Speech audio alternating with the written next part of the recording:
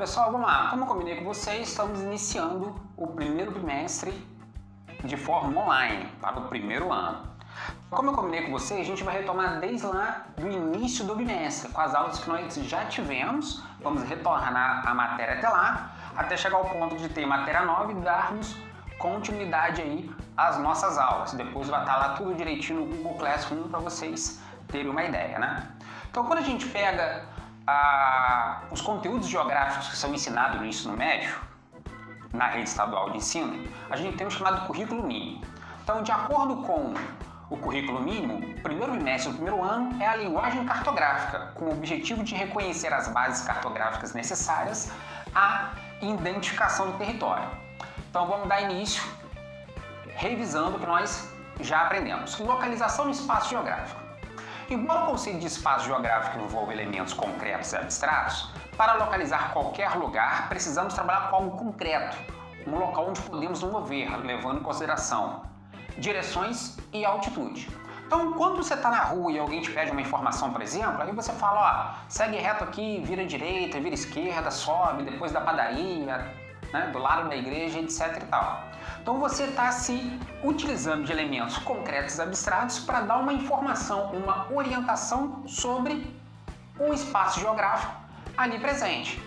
Então, geralmente, a gente não pensa nisso no nosso dia a dia, mas nos locais por onde nos movemos, por onde andamos na cidade, etc e tal, a gente utiliza-se desses elementos para poder nos localizar no espaço geográfico. Então, a ideia de direção nos é dada pela orientação no espaço. Essa orientação que nós temos no dia a dia. Entretanto, quando a gente vai para um lugar que a gente não conhece, né, a gente costuma muito utilizar GPS no celular, ou pede informação para alguém, ou utiliza um mapa, é isso que nós vamos tratar nesse bimestre. Então eu tenho aí a noção de direção a partir do movimento aparente do Sol, localizando os pontos cardeais, como um exemplo de localização no espaço geográfico. Então, localização do espaço geográfico, a gente utiliza a cartografia. Então, o que é a cartografia? É a atividade que resulta de estudos e operações científicas, técnicas e artísticas. Então, é ciência, é técnica e é arte. Que, através de observações diretas e análise de documentação, tem como objetivo a elaboração de mapas, planos cartesianos e diferentes outras formas de representação de objetos e elementos, etc. Dos fenômenos em ambientes físicos e socioeconômicos e a sua utilização no dia a dia. Então, quando a gente fala de produção de mapa, estamos falando de cartografia. Estamos falando de uma ciência que surgiu ao longo da história da humanidade, responsável por isso. As nossas duas primeiras ideias de localização no espaço geográfico estão relacionadas com o movimento de rotação e o movimento de translação. Então, primeiro, o movimento de rotação. O movimento em torno do próprio eixo que o planeta Terra realiza, levando 24 horas de oeste para leste, em média de 1.649 km por hora.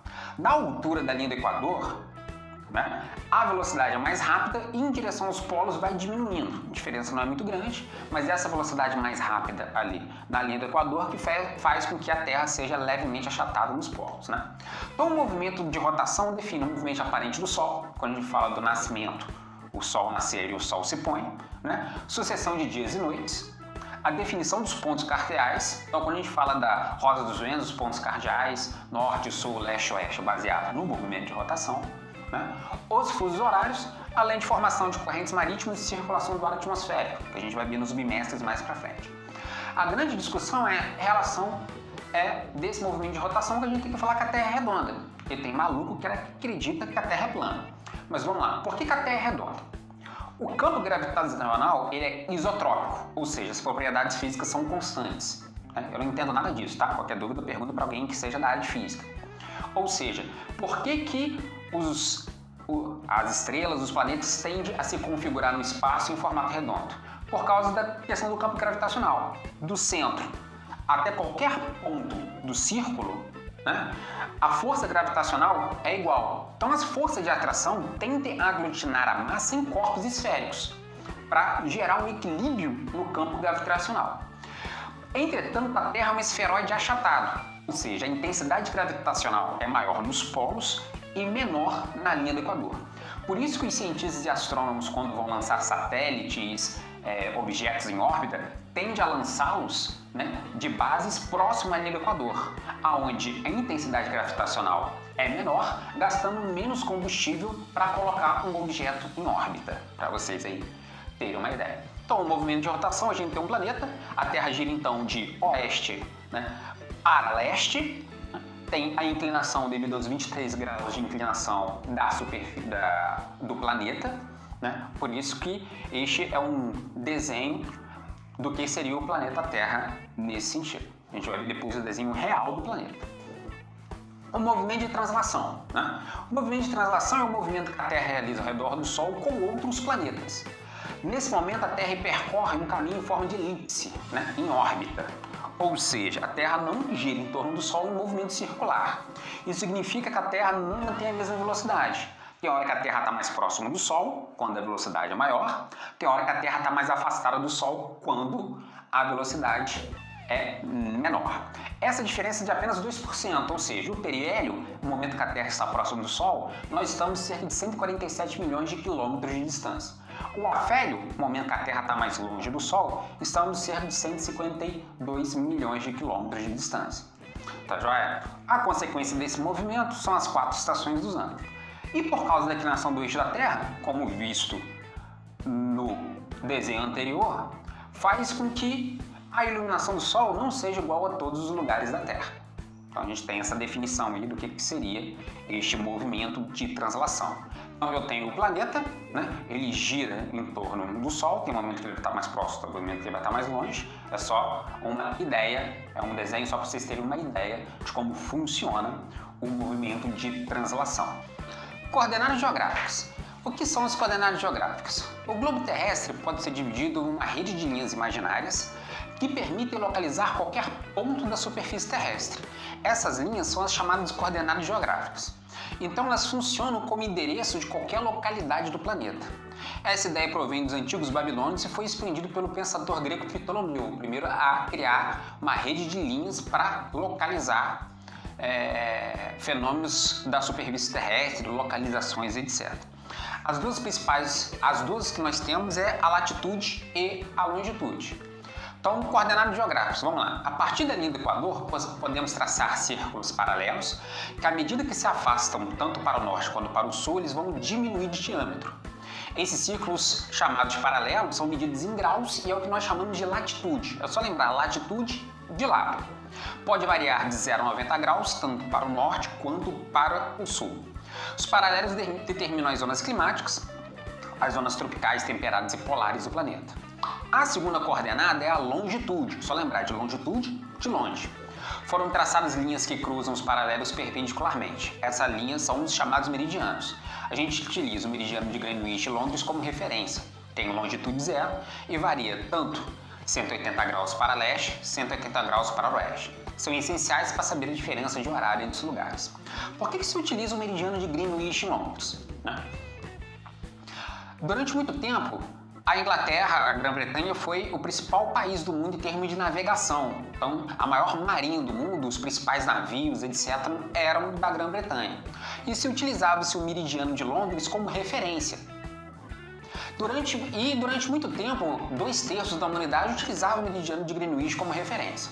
Em 1884 foi feita então uma eleição para saber qual meridiano que se utilizaria como referência para todas as navegações e todos os mapas construídos no mundo. Teve uma eleição, o meridiano de Greenwich, que já era bastante utilizado, ganhou. Outro que apresentou foi o meridiano de Paris, na França, que acabou perdendo. Então os ingleses ganharam dos franceses mais uma vez. Então a gente tem a latitude, na linha do Equador 0, varia tanto a 90 graus para o norte quanto 90 graus para o sul. E temos a longitude, meridiano Greenwich 0, varia tanto 180 graus em direção a leste quanto 180 graus em direção a oeste. Paralelos e meridianos estão aí, Então, o que está de amarelo abaixo da linha do Equador é o hemisfério sul, o que está de laranja acima da linha do Equador é o hemisfério norte. As linhas em vermelhas são os paralelos, está marcado aí os principais paralelos, A latitude. E as linhas verdes são os meridianos, estão marcados aí os principais meridianos. com o meridiano de Greenwich marcando aí o centro. Esse é o mapa mundi mais utilizado nas representações do planisfério. Depois a gente vai falar sobre mapas mais para frente. E a partir aí dos meridianos que a gente tem a definição do que é fuso horário. Dividindo-se os 360 graus da esfera terrestre pelas 24 horas de duração do movimento de rotação, resulta em 15 graus. Portanto, a cada 15 graus que a Terra gira, passa-se 1 hora e cada fuso desse recebe o nome de fuso horário. Portanto, pelas 24 horas foi definido 24 fusos, 12 a leste do meridiano de Greenwich, 12 a oeste de meridiano de Greenwich. As horas aumentam de leste para oeste e diminui para oeste porque qualquer referencial que eu adote, a Terra gira de oeste para leste. O marco zero é o meridiano de Greenwich e oposto ao meridiano de Greenwich, a gente tem a chamada linha internacional de data que determina a mudança de data civil no planeta. Então tem um mapa aí dos fusos horários, né, marcados aí de acordo com as cores, né? Então o Brasil, por exemplo, são 3 fusos horários, né? Fuso horário do horário de Brasília. Por isso quando você está assistindo um programa de televisão, fala assim, né? Esse programa está começando no horário de Brasília, porque é o nosso fuso principal.